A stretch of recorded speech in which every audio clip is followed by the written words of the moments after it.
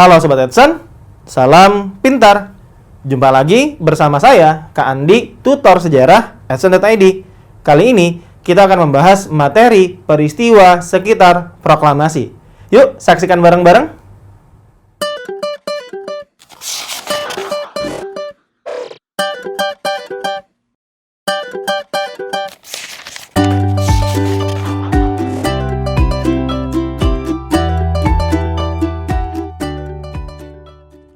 Sobat Edson, dalam pembahasan kali ini, kita akan melihat janji Koiso dan juga sidang-sidang yang dilakukan oleh BPUPKI.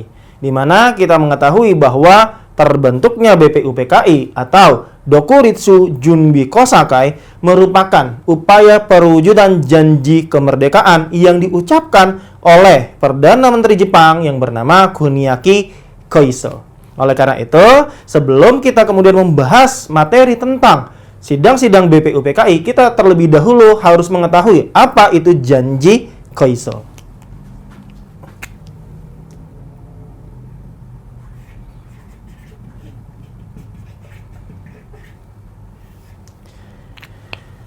Pada awal Perang Asia Timur Raya, Jepang umumnya memenangkan banyak pertempuran menghadapi pasukan sekutu. Diawali ketika Jepang kemudian menyerang pangkalan militer Amerika Serikat di Pearl Harbor pada tanggal 7 Desember 1941, kemudian berhasil mengusir Amerika Serikat keluar dari Filipina, lantas menduduki Asia Tenggara daratan dengan menginvasi Vietnam dan juga kawasan Indochina lainnya, termasuk juga adalah Myanmar. Kemudian Jepang juga berhasil mengalahkan Belanda dan menguasai Indonesia melalui kapitulasi Kalijati. Maka pada tahun 1943 terjadi turning point atau titik balik ketika pasukan Jepang mulai banyak mengalami kekalahan menghadapi pasukan sekutu. Kondisi ini kemudian terus bertahan sampai berakhirnya Perang Dunia Kedua. Oleh karena semakin terdesaknya Jepang dalam Perang Asia Timur Raya, maka Jepang melalui Perdana Menteri Kuniaki Koiso meminta dukungan bangsa Indonesia.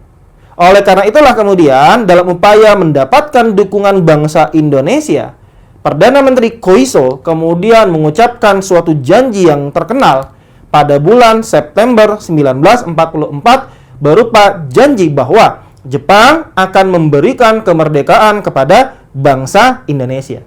Dengan persyaratan Indonesia mau membantu Jepang untuk memenangkan Perang Asia Timur Raya. Oleh karena itulah janji Koiso ini kemudian dikenal sebagai janji kemerdekaan.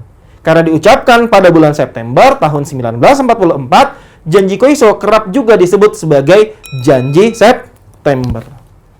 Nah, jadi janji Koiso ini apa? Janji Koiso ini adalah janji Jepang akan memberikan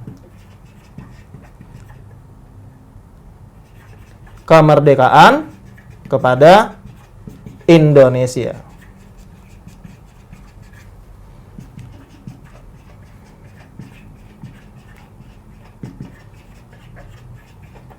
Nah, inilah kemudian yang kita tahu sebagai janji Koiso atau janji September atau kerap juga disebut sebagai janji kemerdekaan. Lantas, dalam upaya mewujudkan janji kemerdekaan tersebut, pada tanggal 1 Maret 1945, seorang perwira tinggi militer Jepang di Indonesia yang bernama Kumakichi Harada kemudian membentuk apa yang kemudian kita tahu sebagai Dokuritsu Junbi Kosakai atau yang juga sering disebut sebagai BPUPKI atau Badan Penyelidik Usaha-Usaha Persiapan Kemerdekaan Indonesia. Jadi pada tanggal 1 Maret 1945 terbentuk apa yang kemudian kita tahu bernama BPUPKI. Apa tugasnya? Kita tahu bahwa tugas dari BPUPKI adalah menyelidiki setiap usaha persiapan kemerdekaan Indonesia. Nah, jadi BPUPKI kemudian terbentuk pada tanggal 1 Maret 1945. Meski terbentuk pada tanggal 1 Maret 1945. Sidang BPUPKI yang pertama baru dilaksanakan pada bulan Mei atau 2 bulan setelah pembentukan BPUPKI. Tepatnya pada tanggal 29 Mei 1945. BPUPKI kemudian melaksanakan sidangnya yang pertama. Sampai kapan? Sampai dengan tanggal 1 Juni 1945. Sebelum kita membahas sidang pertama BPUPKI, kita kemudian harus terlebih dahulu mengetahui bahwa di dalam BPUPKI terdapat 2 unsur. Yang pertama adalah golongan Indonesia dan yang kedua adalah golongan Jepang. Kenapa? Karena di dalam keanggotaan BPUPKI tidak hanya terdiri atas orang-orang Indonesia, tetapi juga terdapat perwakilan orang-orang Jepang. Hal ini kemudian terlihat ketika BPUPKI terbentuk. Yang ditunjuk sebagai ketua BPUPKI adalah Dr. Rajiman Widyo Diningrat. Sementara wakil ketua yang ditunjuk diantaranya yang pertama adalah Raden Panji Suroso. Di kemudian hari, Raden Panji Suroso akan menempati posisi sebagai salah seorang gubernur di Indonesia. Nah, Raden Panji Suroso jelas mewakili unsur Indonesia. Sedangkan wakil ketua berikutnya adalah Ichi Bangase Yoshio, di mana Ichi Bangase Yoshio mewakili unsur Jepang. Di sini terlihat bahwa di dalam BPUPKI terdapat unsur orang Indonesia dan unsur orang Jepang. Sebagaimana telah disampaikan tadi, kemudian pada tanggal 29 Mei 1945, untuk pertama kalinya BPUPKI melaksanakan sidang, di mana sidang tersebut dilaksanakan dari tanggal 29 Mei 1945 sampai dengan 1 Juni 1945.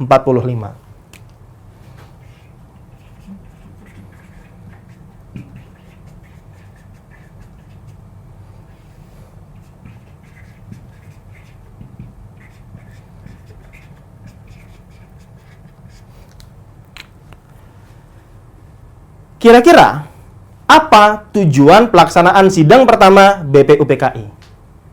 Kita mengetahui bahwa tujuan pelaksanaan sidang pertama BPUPKI yang dilaksanakan pada tanggal 29 Mei sampai dengan 1 Juni 1945 adalah untuk menentukan, adalah untuk merumuskan rancangan dasar negara. Jadi, tujuan pelaksanaan sidang pertama BPUPKI adalah untuk merumuskan dasar negara. Oleh karena itulah kemudian dalam sidang pertama BPUPKI ini terdapat beberapa tokoh yang kemudian menyampaikan ide gagasannya mengenai dasar negara yang akan digunakan oleh Indonesia. Setidaknya kita mengetahui ada 3 nama tokoh nasional Indonesia yang kemudian menyampaikan ide gagasannya tentang rancangan dasar negara. Dalam sidang yang dilaksanakan pada tanggal 29 Mei, seorang tokoh nasional yang kemudian kita ketahui bernama Muhammad Yamin, ini kemudian berpidato menyampaikan rancangan dasar negara menurut gagasan yang dikembangkan oleh Muhammad Yamin. Di antaranya, ide gagasan yang kemudian disampaikan oleh Muhammad Yamin dalam sidang tanggal 29 Mei memuat 5 poin usulan dasar negara.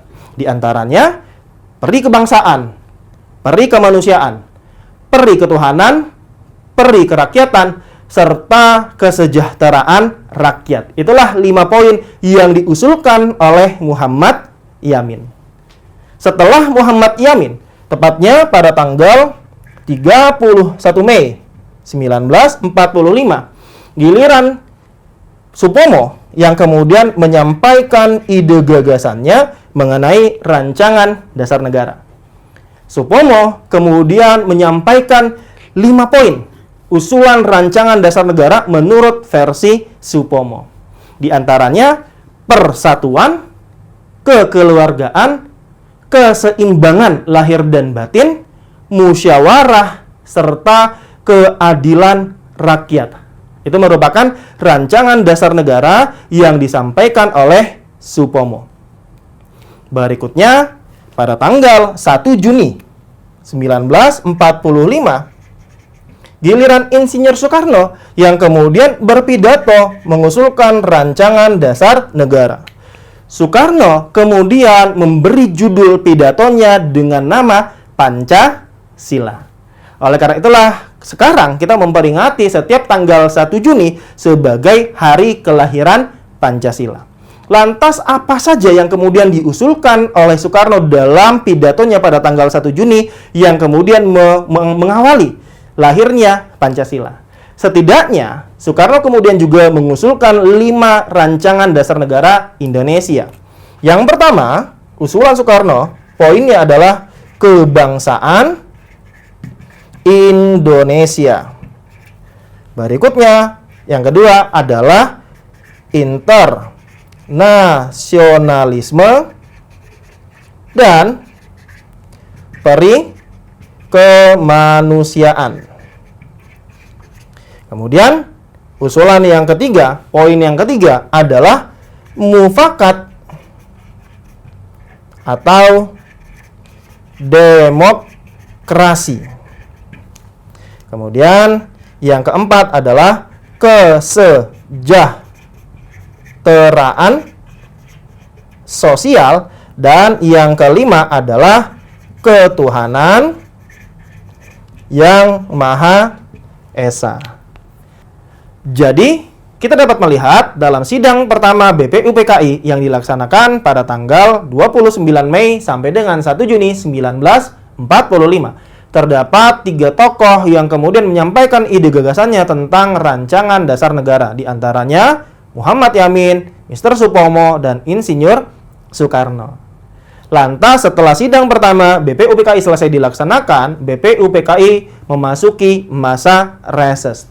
Tetapi ketika masa reses ini berlangsung, bukan berarti anggota BPUPKI tidak melakukan sesuatu. Ada kemudian pembentukan panitia kecil yang kemudian dikenal sebagai Panitia 9. Kenapa disebut sebagai Panitia 9? Karena terdiri atas 9 orang anggota BPUPKI.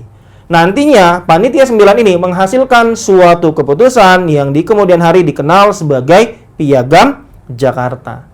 Siapa saja kemudian anggota BPUPKI yang tergabung di dalam Panitia 9 tersebut? Nah, kita dapat melihat bahwa Panitia 9 ini nantinya terdiri atas 9 tokoh yang masing-masing mewakili golongan nasionalis dan juga golongan Islamis. Di antara Panitia 9 terdapat nama-nama seperti Soekarno, kemudian Muhammad Hatta, Muhammad Yamin, kemudian A.A. Maramis, serta Ahmad Subarjo, di mana kelima tokoh ini kemudian dikenal sebagai golongan nasionalis. Selain 5 tokoh golongan nasionalis di dalam Panitia 9, terdapat pula golongan Islamis, di antaranya Abi Kusno Cokro Suyoso, kemudian Abdul Kahar Muzakir, kemudian Agus Salim, serta Wahid Hashim. Keempatnya dikenal sebagai golongan Islamis. Berarti di dalam Panitia 9 terdapat 2 golongan, yaitu golongan nasionalis yang diwakili oleh 5 orang tokoh dan golongan Islamis yang diwakili oleh 4 tokoh. Sebagaimana telah disampaikan bahwa Panitia 9 kemudian berhasil merumuskan apa yang dikenal sebagai Piagam Jakarta pada tanggal 22 Juni 1945, di mana Piagam Jakarta nantinya akan memuat beberapa poin. Poin-poin yang kemudian terdapat di dalam Piagam Jakarta, yang pertama adalah ketuhanan dengan kewajiban menjalankan syariat Islam bagi pemeluknya.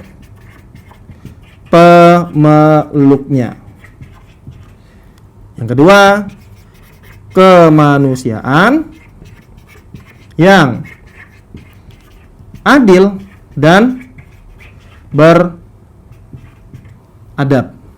Yang ketiga, persatuan Indonesia. Yang keempat, kerakyatan yang dipimpin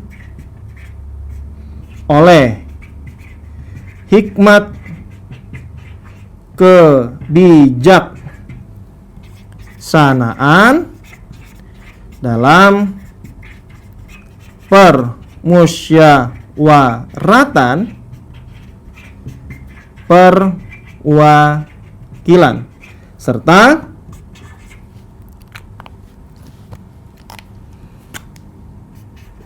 keadilan sosial bagi seluruh rakyat Indonesia. Inilah 5 poin kesepakatan di dalam Piagam Jakarta yang disepakati pada tanggal 22 Juni 1945.